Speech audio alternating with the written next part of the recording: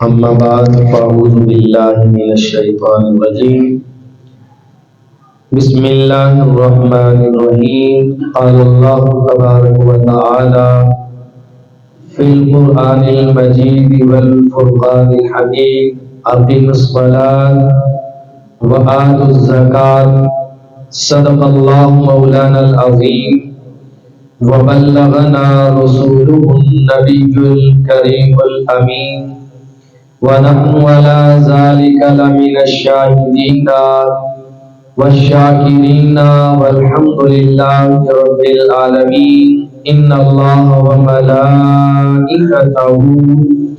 يصلون على النبي يا أيها الذين آمنوا صلوا عليه وسلموا تسلیما بآواز بلند محبت کے ساتھ پڑھیے الصلاۃ والسلام علیک یا سیدی یا رسول اللہ وعلی آلک واصحابک یا سیدی یا حبیب اللہ الصلاۃ والسلام علیک یا سیدی یا نبی اللہ وعلی آلک واصحابک یا سیدی یا رحمۃ للعالمین یا صاحب الجمال و یا سید البشر من وجهك المنیر لقد نفذ القمر لا يمكن الثناء كما كان حقه بعد خدا بزرگ توی قصہ مختصر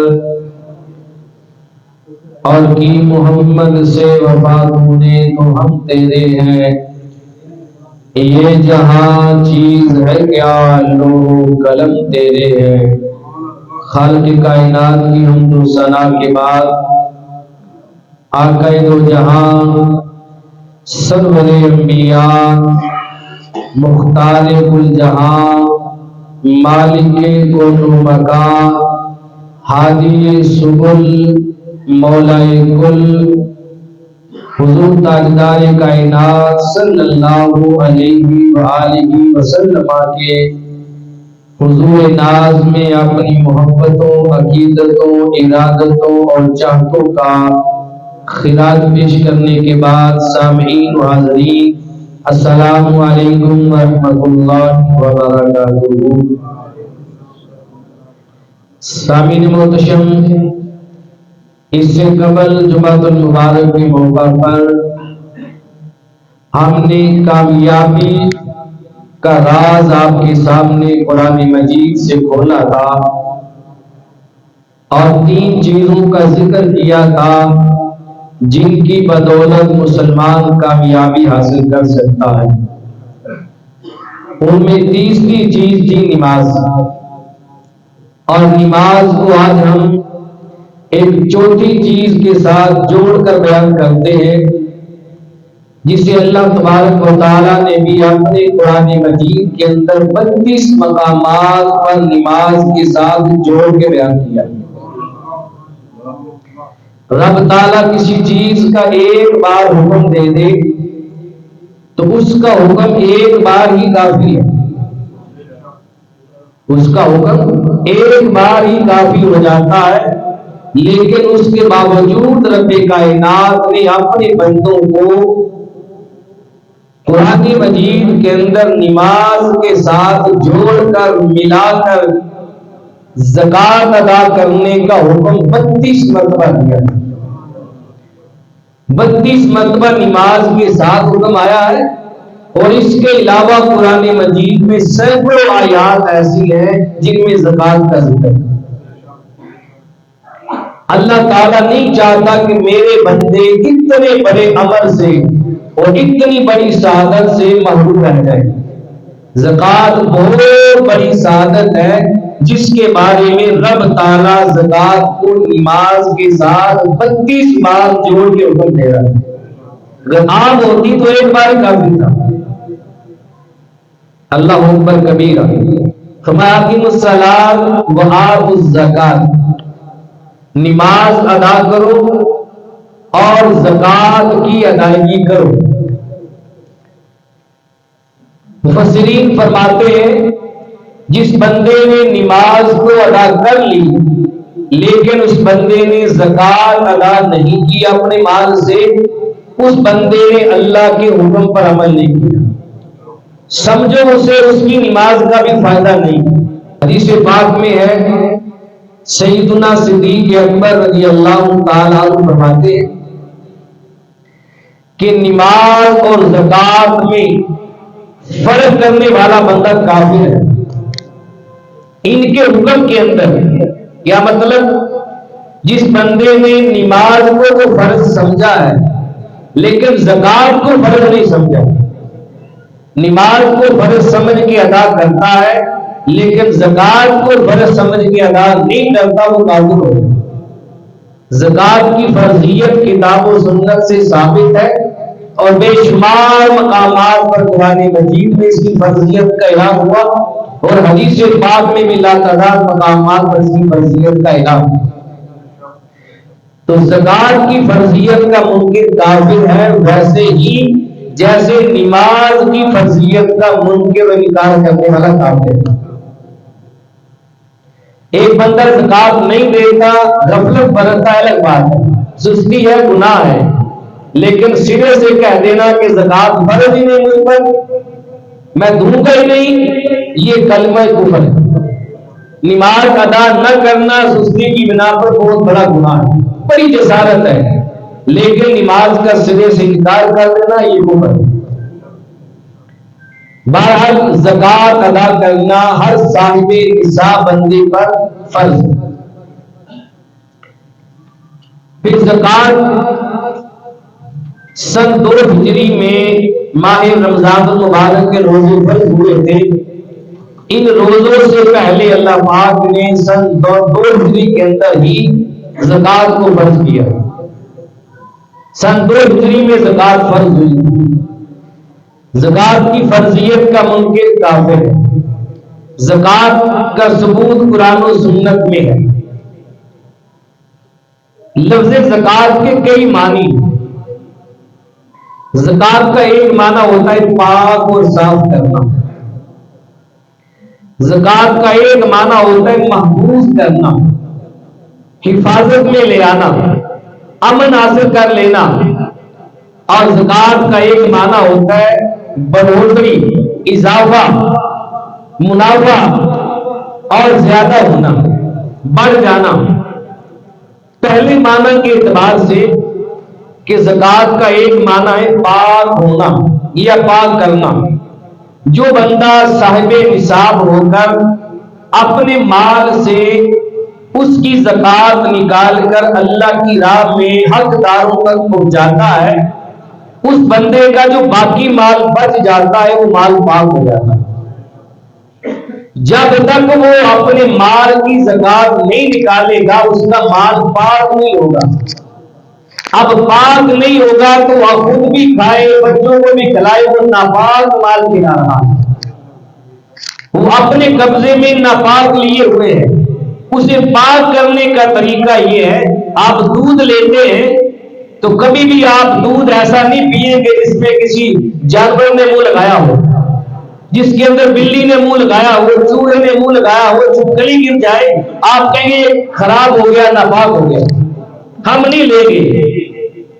لیکن جس مال سے آپ دودھ خریدتے ہیں، گندم خریدتے ہیں، اناج، ساری اشیاء خریدتے ہیں، وہ سارا کا سارا اگر ناپاک ہو تو اس ناپاک سے تو ہم خدمت کرتے رہتے ہیں، اس مال کو بھی پاک کرنا چاہیے۔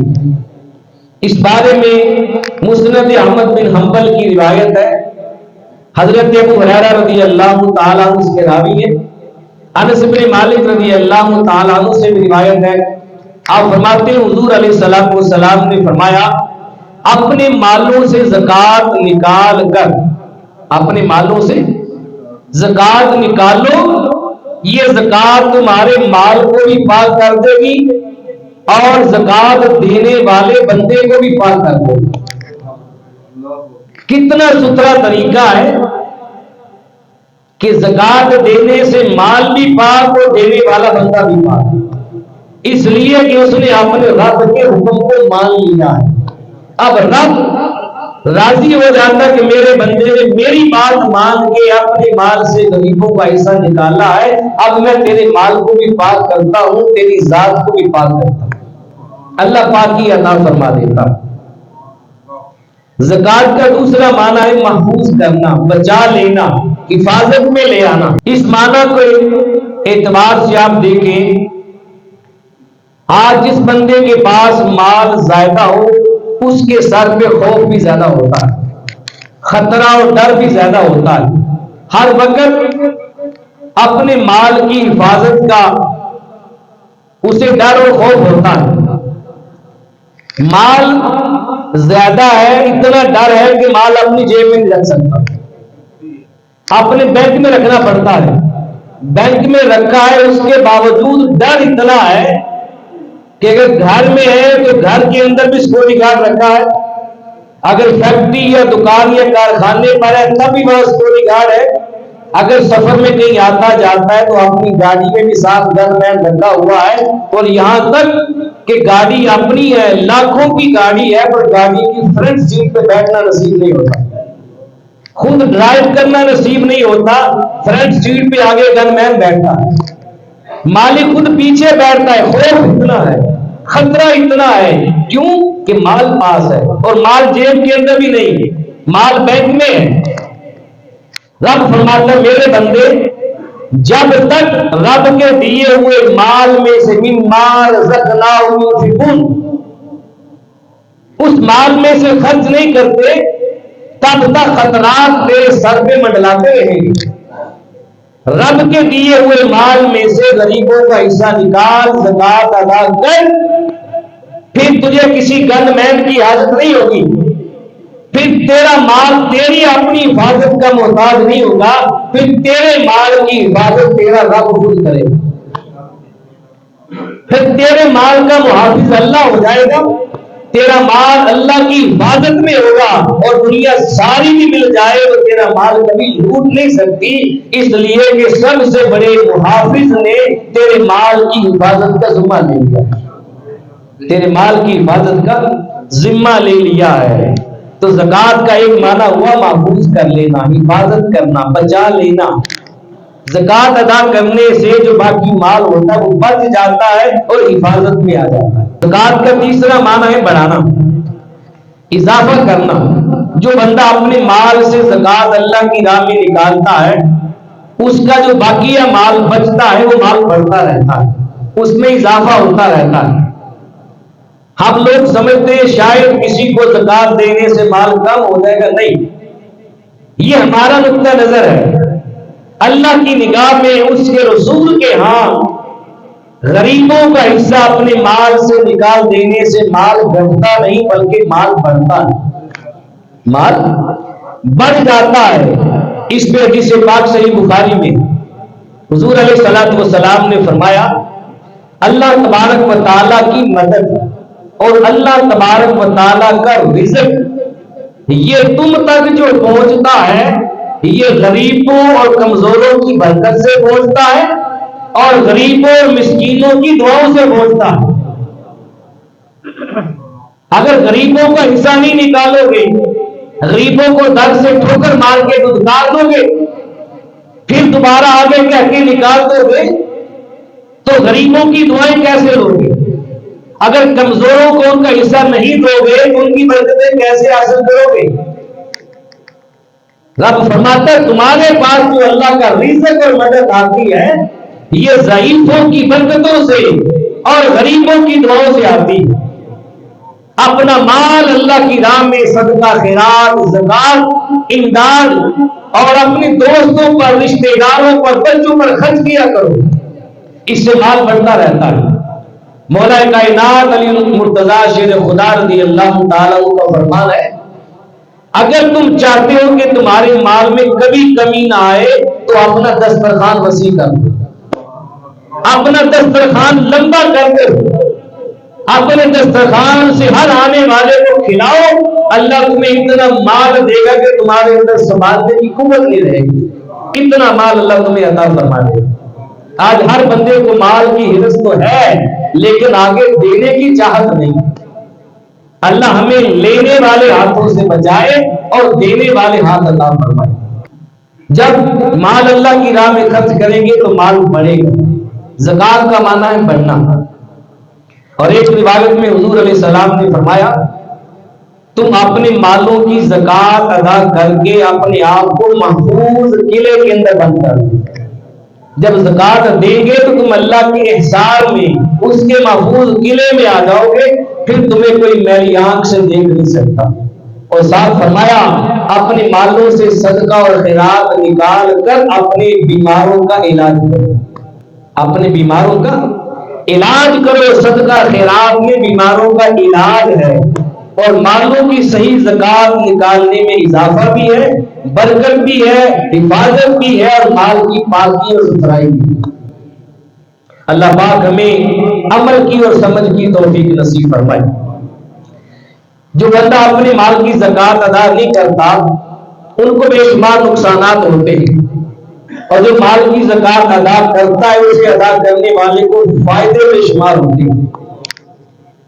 زکات ادا کرنے کا ایک اہم فائدہ یہ ہوتا ہے کہ بندہ ہر قسم کی کنجوسی اور بخل سے بچ جاتا ہے۔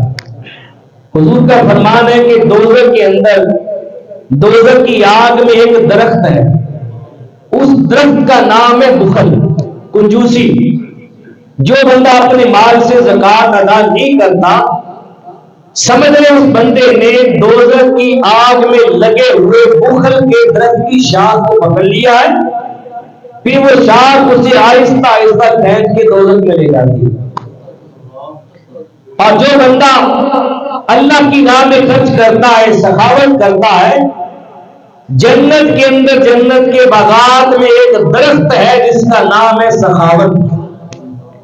سخاوت کرنے والا بندہ جنت کے درخت کی شاخ کو پکڑ لیتا ہے، اور وہ شاخ اس بندے کو کھینچ کے جنت کے وسط تک لے جاتی ہے۔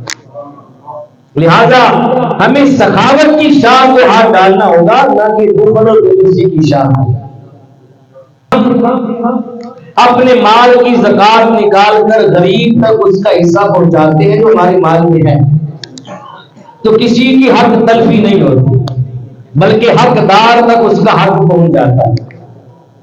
آج ہم سمجھتے ہیں کہ ہم نے بڑی محنت کی، خون پسینے سے مال کمایا، اس پہ حق بھی ہمارا ہے، اس میں غریب کا کیسے آ گیا؟ نہیں، جب ہم محنت کرتے ہیں تو ہماری محنت کا جتنا پھل ملنا ہوتا ہے اللہ تعالیٰ ہمیں اس محنت کا پھل اس سے بھی زیادہ دیتا ہے۔ جو زیادہ تن ہوتا ہے وہ غریب کا حصہ ہوتا ہے۔ اللہ نے غریب کا حصہ ہمارے مال میں رکھا ہے۔ اگر ہم اپنے مال سے، اپنے ہاتھوں سے غریب کا حصہ نہیں نکالیں گے تو ہمارا مال کبھی بھی پاک نہیں ہوگا۔ یاد رکھیں، حق تلفی ہو جائے گی غریب کی۔ پھر فرمایا جو بندہ اپنے مال سے زکات نہیں نکالتا اس بندے کا مال برباد ہو جاتا ہے۔ بربادی کس طرح ہے کہ یہ مال دنیا میں تو بندہ کھا پی لے گا، ہزاروں بیماریاں اس کو لگ جائیں گی، اور آخرت میں یہ مال اس بندے کے کسی کام نہیں آئے گا۔ یہ بربادی ہے۔ اور زکات ادا کرنے سے ایک اہم فائدہ یہ حاصل ہوتا ہے کہ بندے کے دل کے اندر غریبوں کا احساس پیدا ہوتا ہے، غربت کا احساس آتا ہے۔ اگر کل کو میں غریب ہو گیا، میرا کاروبار چھن گیا، میرا مال ہلاک ہو گیا اور مجھے ایک ٹائم یا 2 ٹائم کا کھانا نہ ملا، مجھے کسی کے سامنے ہاتھ پھیلانے پڑے تو میرا کیا حال ہوگا؟ غربت کا احساس ہوتا ہے بندے کو زکات ادا کرنے سے۔ اور زکات ادا کرنے کا ایک اہم فائدہ یہ ہے کہ اخوت اور بھائی چارہ قائم ہوتا ہے۔ وہ بندہ جو اپنے آپ کو انتہائی ناتواں، کمزور اور غریب سمجھ کر معاشرے میں سر اٹھا کے نہیں جی سکتا، آپ نے اس بندے کو اپنے مال میں سے زکات دی اور زکات دے کر آپ نے اس بندے کا سر اتنا بلند کر دیا کہ اب وہ بندہ بھی بڑے بندوں میں جا کر کھڑا ہوتا ہے اور سر اٹھا کر فخر سے جینا سیکھ جاتا ہے۔ تو اس سے اخوت اور بھائی چارے کا احساس پیدا ہوتا ہے۔ اخوت قائم ہوتی ہے، بھائی چارہ قائم ہوتا ہے، جس کا اللہ اس کے رسول نے ہمیں حکم دے رکھا۔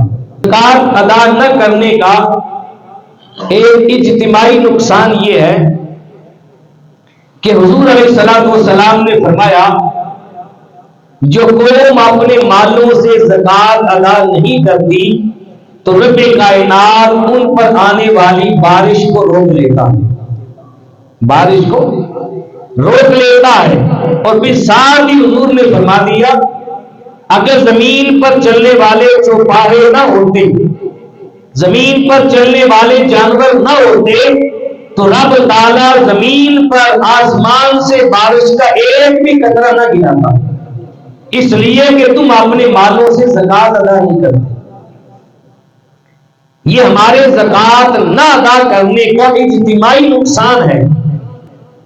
زکات ایک بندے نے ادا نہیں کی، اب بارش سارے بندوں سے روک لیں گے، اللہ بارش نازل نہیں کرتا۔ کیوں؟ کہ جب تک غریب کا حق اسے نہیں ملے گا تمہاری دعا کیسے قبول ہوگی؟ غریب کا حق کھا جاؤ گے تو مال حلال نہیں حرام کھاؤ گے، اور حرام کھانے والے بندے کی زبان میں تاثیر نہیں ہوتی، اس کی دعا اللہ کبھی قبول نہیں کرتا۔ لہذا اپنے مال سے غریب کا حق اور حصہ ہر صورت میں نکالنا چاہیے۔ پھر قرآن مجید میں اللہ پاک نے فرمایا والذین یکنزون الذھب والفضہ ولا ينفقونها فی سبیل اللہ فبشرہم بعذاب علیم۔ وہ لوگ جو سونا اور چاندی کو جمع کر کے رکھتے ہیں اور اسے اللہ کی راہ میں خرچ نہیں کرتے، اے حبیب فبشرہم بعذاب علیم، آپ انہیں دردناک عذاب کی بشارت دے دیجیے، ان کے لیے بڑا دردناک عذاب ہے۔ اور جو بندے زکات ادا کرتے ہیں وہ زکات ادا کر کے بہت بڑی کامیابی حاصل کر لیتے ہیں۔ زکات ادا کرنے والوں کو رب کائنات نے کامیاب کہا ہے، فرمایا قد افلح المؤمنون، وہ مومن کامیاب ہو گئے، الذین هم فی صلاتہم خاشعون، جو اپنی نمازوں کے اندر خشوع اور خضوع پیدا کرتے ہیں، والذین هم عن اللغو معرضون، اور فضول اور بےہودہ باتوں سے اپنا منہ پھیر لیتے ہیں، والذین هم للزکاۃ فاعلون، اور وہ لوگ زکات ادا کرنے والے زکات کا کام کرتے ہیں وہ کامیاب ہو گئے۔ تو اپنے مالوں سے غریبوں کا حق نکالنے والوں کو رب تعالیٰ نے کامیاب کر دیا۔ زکات ادا کرنے والا بندہ اللہ تعالیٰ کی نگاہ میں کامیاب ترین انسان۔ اب آگے چلیں، زکات کے بارے میں یہ چیز ذہن نشین رکھنی چاہیے۔ آج ہمارے اندر فرق ختم ہو گیا کہ زکات کس پر فرض ہے اور کس کو دینی ہے، یہ دو چیزیں بڑی اہم ہیں۔ آج دینے والے انہوں نے لینے والا کام شروع کر دیا ہے، اور جن کو دینی ہے ان تک پہنچتی نہیں۔ ہر بندہ زکات کا مطالبہ کر رہا ہے، گھر گھر جا کے مطالبہ ہوگا مجھے زکات دے دے، مجھے لگ جاتی ہے، اور ہم بغیر کسی تحقیق کے ہر دوسرے بندے کو پیسے دے دیتے، بعد میں کہتے ہم نے زکات ادا کر دی۔ مصارف میں زکات الگ ہے، شرائع میں زکات الگ ہے۔ زکات کے لیے سب سے پہلے اس بات کو ذہن نشین رکھیں کہ بندے کا عاقل ہونا ضروری ہے، عقل مند ہو، پاگل نہ ہو، مجنون اور دیوانہ نہ ہو۔ پاگل بندے پر زکات نہیں۔ ہاں اگر پاگل بندہ ہے جب اس کا نصاب مکمل ہوا ہے تب وہ ٹھیک تھا، کہ بعد میں پاگل ہو گیا، اب جب سال پورا ہو رہا ہے تب بھی ٹھیک ہے، سال کے دوران پاگل پن کا دورہ پڑتا رہا لیکن اول اور آخر میں صحیح ہے تو اس پر زکات فرض ہے۔ لیکن پورا سال ہی وہ پاگل رہا، مجنون رہا، دیوانہ رہا، تو ایسے پاگل پہ زکات نہیں۔ بالغ ہونا شرط ہے، نابالغ ہے تو نابالغ پر زکات نہیں۔ نابالغ کو پتہ نہیں زکات کس کو دینی ہے، کسی کو بھی دے بیٹھے گا مال۔ اگر سربراہ اور وارث اس کا موجود ہے، وہ صحیح معنوں میں اس کی زکات نکال دیتا ہے تو نکالے، زکات ہو جائے۔ اس طرح آزاد ہونا، غلام پر زکات نہیں ہوتی، غلام کا مال اپنا ہوتا ہی نہیں، اس کے مالک کا ہوتا ہے، وہ زکات دے گا بھی تو ادا نہیں ہوگی۔ مسلمان ہونا شرط ہے، کافر کے زکات نہیں۔ ایک بندہ کافر تھا، مالدار تھا، مسلمان ہو گیا تو حالت کفر میں اس کا جو زمانہ گزرا ہے، زمانہ کفر، ان سالوں کی زکات مسلمان ہونے کے بعد دینا اس پر ضروری نہیں۔ اب مسلمان ہونے کے بعد صاحب حساب ہے، پھر اس پہ پورا سال گزر جاتا ہے تو اب سال گزرنے پر اس پر زکات ہوگی۔ جو بندہ عاقل بھی ہو، بالغ بھی ہو، آزاد بھی ہو، مسلمان بھی ہو، یہ چار شرائط ہوں، عاقل، بالغ، آزاد اور مسلمان، اس کے بعد اس بندے کے اندر 6 شرطیں پائی جائیں تو اس بندے پر زکات فرض ہوگی۔ وہ کون سی ہے؟ عاقل، بالغ، آزاد اور مسلمان بندہ صاحب نصاب ہو، صاحب نصاب ہو جائے اس پر زکات ہے۔ نصاب کیا ہے آگے چل کے میں سمجھاتا ہوں۔ دوسری شرط ہے کہ اس کا نصاب نامی ہو، نصاب بڑھنے والا ہو۔ تیسری شرط یہ ہے کہ نصاب اس کے قبضے کے اندر بھی ہو۔ چوتھی شرط یہ ہے کہ وہ جو زکات کا نصاب ہے وہ ضروریات زندگی سے زائد ہو۔ اور پانچویں شرط یہ ہے کہ وہ نصاب جو ہے ہر قسم کے قرض سے فارغ ہو۔ اور چھٹی شرط ہے کہ اس نصاب پر ایک پورا سال گزر جائے۔ پہلی شرط ہے کہ صاحب نصاب ہو، اس پر زکات ہے۔ صاحب نصاب ہونا کیا ہے؟ جس بندے کے پاس 7.5 تولے سونا یا 52.5 تولے چاندی ہو، یا ان دونوں میں سے کسی ایک کی مقدار مالیت موجود ہو، اس بندے پر زکات فرض ہے۔ یا پھر اتنی مالیت کا اس کے پاس سامان تجارت موجود ہو، تجارت کا سامان ہو، گودام ہے، دکانیں ہیں، سامان بڑا پڑا ہے، سامان تجارت اس کے پاس اتنا ہے کہ زکات کے نصاب کو پہنچ جاتا ہے، اس بندے پر کیا زکات فرض۔ نصاب نامی ہو، دوسری شرط ہے۔ نصاب نامی ہونے کا مطلب ہے کہ نصاب جو ہے وہ بڑھنے والا ہو، نصاب بڑھنے والا ہو۔ اگر آج بندے کے پاس کوئی چیز 1000 ہے، سال کے بعد بھی 1000 ہی بڑھے گا تو اس پہ زکات نہیں ہے، بڑھنے والا ہو، جو بڑھنے والا اس پر زکات ہوتی۔ اس کے بعد چوتھی شرط یہ ہے کہ جو زکات کا نصاب ہے وہ اپنی ضروریات زندگی کے علاوہ، اپنی ضروریات زندگی کے علاوہ، ضروریات زندگی میں کیا ہے؟ آپ کا رہائشی گھر ہے، اس پر زکات نہیں۔ اگر آپ کے پاس 2-3 مکان ہیں، ایک آپ کا رہائشی گھر ہے، دوسرے آپ نے رنٹ پہ دیے ہیں، تو رہائشی گھر پر زکات نہیں ہے، جو رنٹ پہ دیے ان پر زکات ہے۔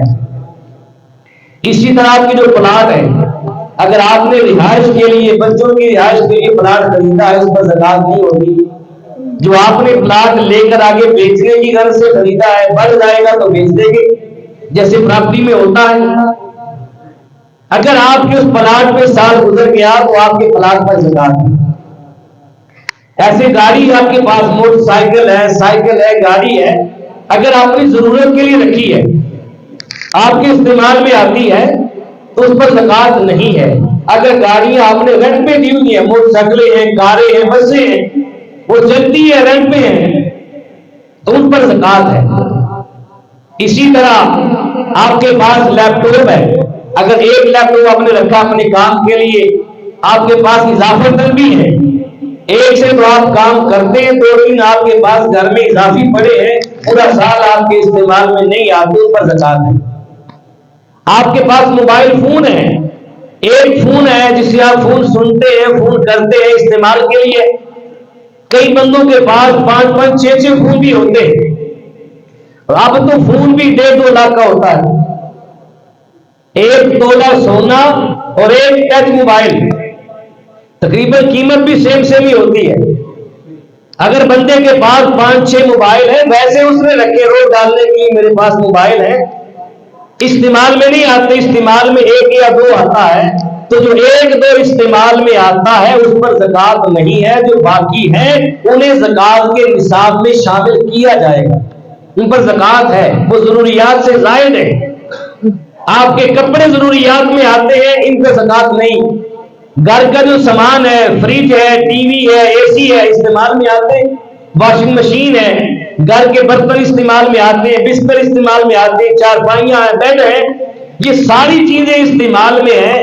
وہ چیزیں گھر کی جو آپ کے استعمال میں نہیں ہیں، وہ سال بھر استعمال میں نہیں آتی، ان کو آپ الگ کر لیں، ایک لسٹ بنا لیں، گھر کے سامان کی لسٹ بنا کر جو چیزیں سال بھر آپ کے استعمال میں نہیں آتی ان کو الگ لکھ لیں، ان کی پھر قیمت نکالیں کتنی بنتی ہے، اور گھر میں جو سونا ہو چاندی اس کو ساتھ ملائیں، جو نقدی مال ہو یہ ضروریات کے علاوہ جو اس کو ساتھ ملائیں، کل کو دیکھیں اگر نصاب کے برابر یا زائد ہے، پھر اس پر سال گزر جائے تو آپ پر زکوٰۃ فرض ہو جائے۔ زکوٰۃ آج بہت کم لوگ ہیں جن چیزوں کا لحاظ کرتے ہیں، بس کہتے ہیں آتے جائیں لیکن دینے نہ پڑے۔ خدا کے بندو، دینے سے مال میں اضافہ ہوتا ہے، دینے سے مال بڑھتا ہے۔ جب اللہ اس کے رسول فرما رہے ہیں کہ دینے سے مال بڑھتا ہے، تو ہم کون ہیں جو کہیں کہ ہم نہ دیں، دینے سے کم ہو جائے گا؟ اللہ کی راہ میں دینے سے کم ہو جائے، یہ سوال ہی پیدا نہیں ہو سکتا، یہ سوال ہی پیدا نہیں ہوتا۔ اللہ کی راہ میں دینے سے بڑھ جاتا ہے مال۔ پھر زکوٰۃ ادا نہ کرنے والے بندوں کے لیے میرے مصطفیٰ صلی اللہ علیہ وسلم کا ایک فرمان ہی کافی ہے، اس کو پلے باندھ لیں۔ حدیث پاک میں آتا ہے، عبداللہ ابن مسعود رضی اللہ تعالیٰ عنہ فرماتے ہیں کہ رسول اللہ صلی اللہ علیہ وسلم نے اس بندے پر جو زکوٰۃ ادا نہیں کرتا، صاحب نصاب ہو کر زکوٰۃ نہیں دیتا، رسول اللہ صلی اللہ علیہ وسلم نے اس بندے پر لعنت فرمائی، اس بندے پر لعنت فرمائی ہے جو اپنے مال کی زکوٰۃ ادا نہیں کرتا۔ یہ فرمان ہمارے لیے کافی ہے۔ ہر بندہ اپنا محاسبہ کرے، اپنے گھر میں جا کر اپنی چھان بین کرے، میرے پاس کتنا مال ہے، جو ضروریات کا اس کو نکال دے، جو مہینے بھر کا خرچ ہے اس کو نکال دے۔ 5 سال کا نہ سوچے کہ 5 سال کے بعد بچی کی شادی ہے، 3 سال کے بعد میں نے حج پہ جانا، نہیں۔ اگر بچی کی شادی کے لیے پیسے جمع کیے ہیں، اس پر سال پورا ہو گیا تو اس پر بھی زکوٰۃ ہے۔ آپ نے حج کے لیے رقم جمع کی ہے، سال پورا ہو گیا تو حج کے لیے جمع کی گئی رقم پر بھی زکوٰۃ ہے، اس میں بھی غریبوں کا حصہ ہے۔ اپنے گھر میں جا کر تحقیق کریں، غریبوں کا حق غریبوں تک پہنچائے، تاکہ ہمارا رب اور رب کا رسول ہم سے راضی ہو جائے، ہم سے غلط کام نہ ہو جائے۔ اب ضروریات زندگی سے زائد جو مال ہے اس پر زکوٰۃ 5 ہے، وہ نصاب جو ہے وہ قرض کے علاوہ ہو۔ ایک بندے پر زکوٰۃ فرض ہوتی ہے، اس کے پاس نصاب سے زائد مال ہے، لیکن اس نے کسی کا قرض بھی دینا ہے، اور قرض خواہ جو ہیں وہ قرض لینے کا مطالبہ بھی کر رہے۔ اب یہ اس مال میں سے ان کو قرض ادا کر دے، قرض ادا کرنے کے بعد دیکھیں جتنا مال باقی بچا ہے، اگر وہ نصاب سے کم ہے تو زکوٰۃ اس پر نہیں، اگر نصاب کے برابر ہو جائے یا نصاب سے زائد ہو جائے تو اس پر زکوٰۃ فرض ہے، اس مال سے پھر زکوٰۃ نکالے گا۔ اس کے بعد 6ویں شرط یہ ہے کہ مال کسی قسم کا بھی ہو، سونا ہو، چاندی ہو، مالیت ہو، مال تجارت ہو، یا جانوروں کی صورت میں ہو، یا پھر آپ کے پاس اپنے کھیتوں گندم اناج غلے کی صورت میں کچھ ہو، کچھ بھی ہو، تو زکوٰۃ کے مال پر 1 سال گزرنا کیا شرط؟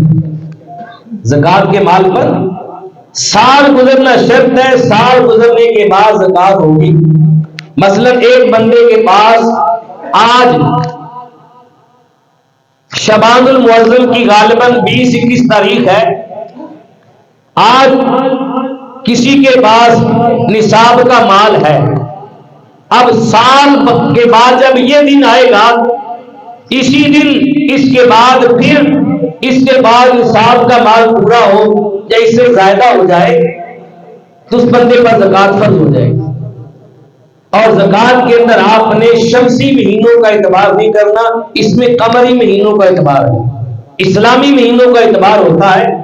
اکثر لوگوں کا حساب رمضان المبارک کا ہوتا ہے، اگر یکم رمضان میں آپ کا نصاب مکمل ہوا ہے، اگلے سال رمضان میں بھی مکمل ہے، سال کے دوران بے شک کم ہوتا رہے، زیادہ ہوتا رہے، خرچ کرتے رہے، پھر بڑھاتے رہے، سال کے اول کو دیکھیں اور سال کے آخر کو دیکھیں۔ اگر سال کے آخر میں مکمل ہے نصاب یا زائد ہے، اس بندے پر زکوٰۃ ادا کرنا واجب ہے۔ اگرچہ سال کے درمیان ختم ہو گیا تھا پھر آ گیا، سال کے درمیان کا اعتبار نہیں ہوگا۔ یہ چیز بھی بہت قابل توجہ ہے کہ حرام مال پر زکوٰۃ نہیں ہوگی۔ حرام مال پر زکوٰۃ، ہمیں اپنے مالوں پہ غور کرنا چاہیے۔ ایک لقمہ کھائیں چاہے آدھا لقمہ کھا لیں، اپنے بچوں کو آدھا لقمہ کھلائیں وہ حلال کا کھلائیں۔ جب آپ اپنے بچوں کو حرام کھلانا اچھا نہیں سمجھتے تو خود حرام سے زکوٰۃ دیں گے، کسی کو کھلائیں گے وہ کیسے ہو جائے گی؟ حرام مال سے زکوٰۃ ہوتی ہی نہیں ہے۔ کیوں کہ حرام مال جس بندے کے پاس ہے وہ اس مال کا مالک ہی نہیں ہے۔ جس سے مال دھوکے سے چھینا ہے، جھوٹ بول کے لیا ہے، حرام طریقے سے کمایا ہے، غصب کیا ہے، لوٹا ہے، اس کا مال اس تک پہنچائے وہ حقدار وہ بندہ ہے، مالک وہ بندہ ہے۔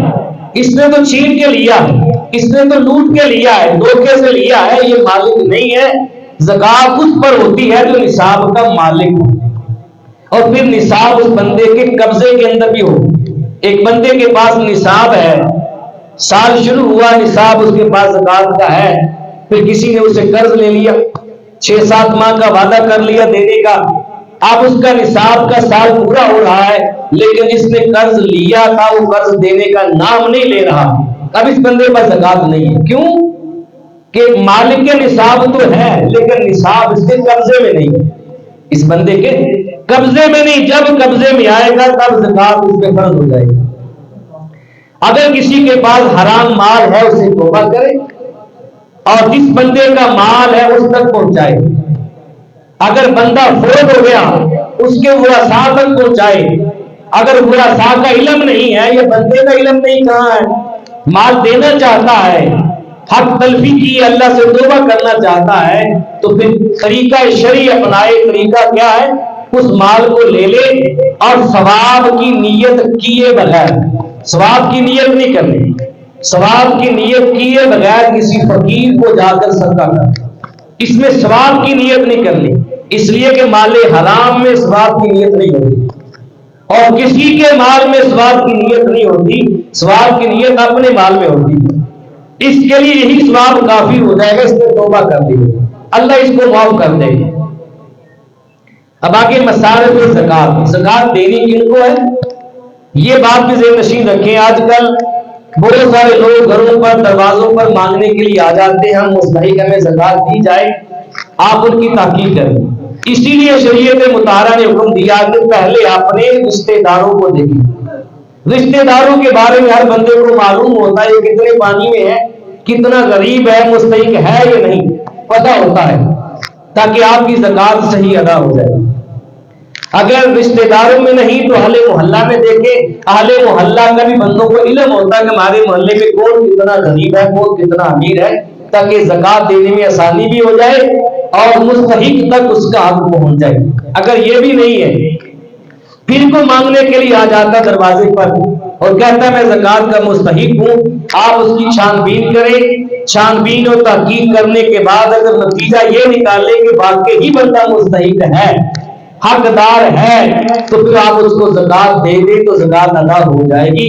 اگر واقعی مستحق نہ ہو تو ایسے بندے کو گھر مانگنے آنے پر بھی زکوٰۃ نہیں دینی چاہیے، اس کو زکوٰۃ نہ دیں، اس طرح آپ کی زکوٰۃ ادا نہیں ہوگی اور غیر مستحق آپ سے زکوٰۃ لے کے چلا جائے گا، ایک دروازے سے مل جائے گا اس کو اور پھر اپنا وہ کام بنا لے گا، اس کا پیشہ بن جائے گا۔ یہ جرم اور گناہ ہے، اللہ ہمیں اس سے بچائے۔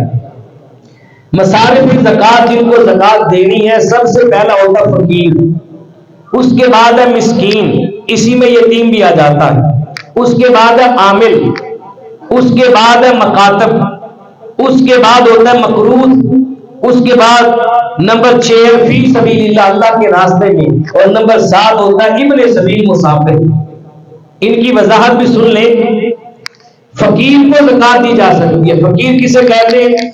شرعی فقیر اس بندے کو کہا جاتا ہے جس بندے کے پاس کچھ نہ کچھ مال موجود ہو لیکن وہ مال نصاب سے کم ہو. وہ مال نصاب سے کچھ نہ کچھ اس کے پاس ہو لیکن نصاب سے کم ہو، وہ فقیر کہلاتا ہے. اس بندے کو زکات دی جا سکتی ہے. نمبر 2 مسکین ہے. مسکین وہ بندہ جس کے پاس کچھ بھی نہ ہو، یہاں تک کہ کھانا کھانے کے لیے بھی دوسرے کا محتاج ہو، پہننے کے لیے کپڑے دوسرا سوٹ بھی اس کے پاس نہ ہو، وہ مسکین ہے. مسکین کو زکات دی جا سکتی ہے. مسکین اگر فوت ہو جائے تو اس کے کفن دفن کے لیے اعلان بھی کیا جا سکتا ہے. اعلان کر کے اس میں بھی زکات دے کے کفن دفن کا اور تدفین کا انتظام کیا جا سکتا ہے. وہ مسکین ہے. نمبر 3 ہے عامل. عامل وہ بندہ ہے جسے حکومت وقت نے زکات وصول کرنے کے لیے مقرر کیا ہو. اس کی ڈیوٹی ہو، اس کی جاب ہو کہ وہ زکات وصول کر کے لاتا ہے. اب اس زکات کی رقم میں سے اس کو تنخواہ اور سیلری دی جائے گی، وہ اس کے لیے زکات ہے، اسے دینا جائز ہے. نمبر 4 ہے مکاتب. اسے رکاب بھی کہتے ہیں، مکاتب بھی کہتے ہیں. وہ غلام جسے اس کے مالک نے لکھ کے دیا ہو اتنا مال کما کے لا تجھے آزاد کر دیں گے، اب اسے آزاد کروانے کے لیے زکات دے سکتے ہیں تاکہ اسے آزادی مل جائے. فی زمانہ ایسا مسئلہ موجود نہیں. اس کے بعد ہے مقروض. ایک بندہ مقروض ہے اور قرض خواہ اس سے بار بار مطالبہ کر رہے ہیں، مانگ رہے ہیں، وہ قرض میں ڈوبا ہوا ہے، پریشان ہے. اس کی پریشانی کو حل کرنے کے لیے اسے زکات دی جا سکتی ہے تاکہ اپنا قرضہ اتار لے اور سکھ کا سانس لے سکے. یہ امداد ہے. نمبر 6 فی سبیل اللہ. اللہ کے راستے میں، اللہ کے راستے میں دینے کے کئی طریقے ہوتے ہیں. کوئی مجاہد جہاد پہ جا رہا ہے، اس کے پاس سواری نہیں ہے، راستے کا ساز و سامان نہیں، تو مجاہد بندے کو جو دین اسلام کی خاطر جا رہا ہے اسے آپ زکات دے سکتے ہیں تاکہ جہاد میں جا سکے. دینی طالب علم وہ طالب علم جس نے دنیاوی سارے کاموں سے فراغت حاصل کر کے اپنے آپ کو دین سیکھنے کے لیے فرغ کر دیا. اس طالب علم کو زکات کے فند میں سے آپ کتابیں بھی لے کے دے سکتے ہیں، اس کو کپڑے بھی پہنا سکتے ہیں، اس طالب علم کے راشن کا انتظام بھی کر سکتے ہیں اور اس طالب علم کو نقد بھی دے سکتے ہیں. اور فقہائے کرام نے یہاں تک لکھا ہے کہ طالب علم جو ہو، دینی طالب علم، وہ زکات مانگ کر بھی وصول کر سکتا ہے، مانگ کر بھی لے سکتا ہے.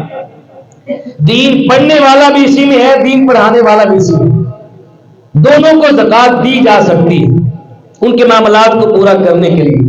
اس کے بعد ابن سبیل ہے وہ بندہ جو مسافر کسی سفر پہ گیا ہے، راستے میں جیب کٹ گئی یا راستے میں مسئلہ بن گیا، مال چھن گیا، ختم ہو گیا، اب سفر بھی لمبا ہے اور پاس کچھ نہیں.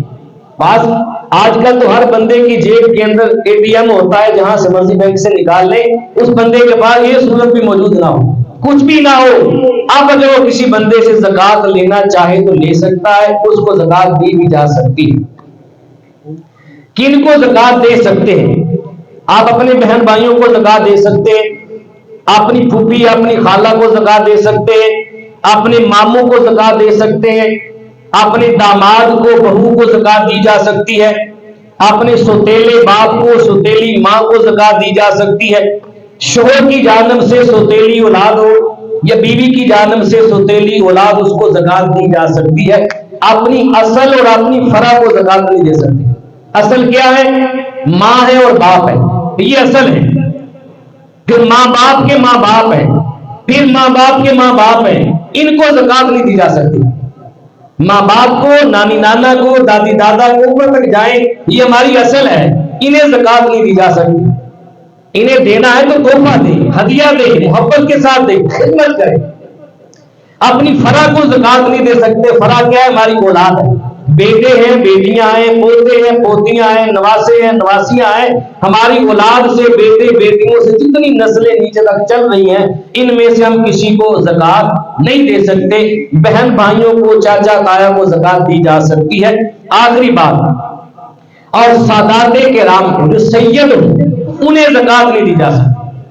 اگر آپ کسی سید کو کسی کے سامنے ہاتھ ملاتے دیکھیں تو دو باتیں ہیں، یا وہ سید نہیں ہوگا، اگر وہ سید ہو اسے اس مسئلے کا علم نہ ہو تو اس کا احترام کرے، ادب کرے، خون رسول صلی اللہ علیہ وسلم ہے، اسے دینا ہو تو نہ صدقہ دے نہ زکات دے بلکہ اسے تحفہ پیش کرے، اس کی خدمت کرے، یہ خون رسول کی تعظیم ہے، اس سے رسول اللہ صلی اللہ علیہ وسلم راضی اور خوش ہو جائے۔